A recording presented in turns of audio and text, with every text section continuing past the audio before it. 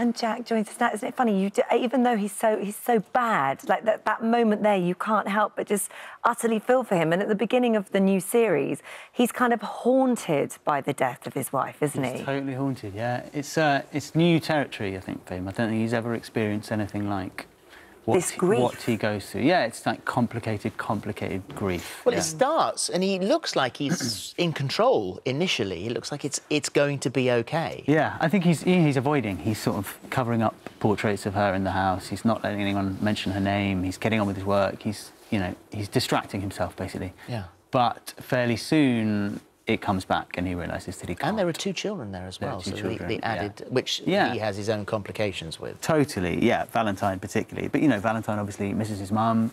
She's still very present for him. You had to do a lot of research, actually, into grief and the effect that has on a person. Yeah, I did. I mean, you know, I guess it's all a process of trying to make things feel authentic for you and make them feel real. And so I did. I spoke to a couple of psychologists, a couple of psychiatrists to try and, you know, look into case studies of people who've been through exactly what George has. You know, obviously, a lot of us have experienced grief, but I've never experienced grief like he does in a very, very close and complicated way. So it was important to me to try and make it feel real and honour it and try and come up with something that feels genuine and, you know, authentic. So, yeah, I spoke to lots of people and learnt a huge amount, yeah.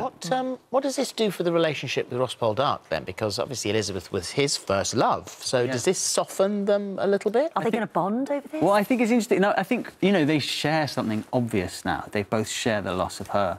And I think you're right. I think it does really play in. And there are scenes... I mean, there's a lot of this unresolved stuff between them that we'll never resolve. But there are scenes that I shot with Aidan this series that feel different to anything we've ever shot before. They definitely have a different flavour. But I mean, this is it now. This is the final. This is the end. So are things never resolved? I mean, is there?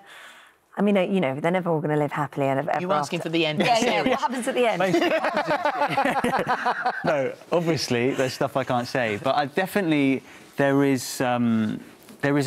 are types of resolution. There is a kind of satisfying climax, I think, to the stories of those characters. Yeah. OK, that's good. And you get knighted.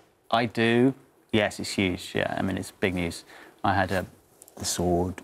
Did you? Both shoulders. Well, it's many very congratulations. exciting. Thank you so much. And so you've got to have, you know, one hand you're given, the other hand you're taken away. There's quite a lot of knighty acting, isn't there, as well? Very good, knight to knighty, yeah. There is some knighty acting, yes. I mean, it is to be honest, it's a very masculine nightshirt, but it looks a lot like a nightie, yeah. And were you filming this at a time when it's quite cold? I mean, you were outside quite a lot in a nightie. We do. There's a bit of outside nightie work, yeah.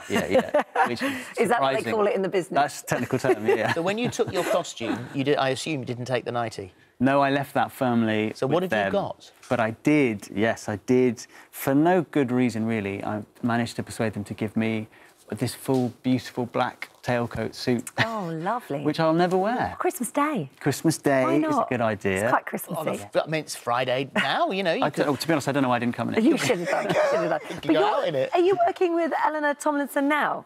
We did. We just finished a film. Yeah, by total coincidence, we did a film, a comedy, a Netflix comedy, in Rome for 6 weeks. I mean, what would Ross say? I mean, that would really annoy him. He was fuming. So that's a comedy. You've got another movie coming out. And I've got a little bit to play in a really nice film called Official Secrets, which is Keira Knightley plays a whistleblower called Catherine Gunn who tried to stop the Iraq War in 2003. True story. True story. Amazing woman.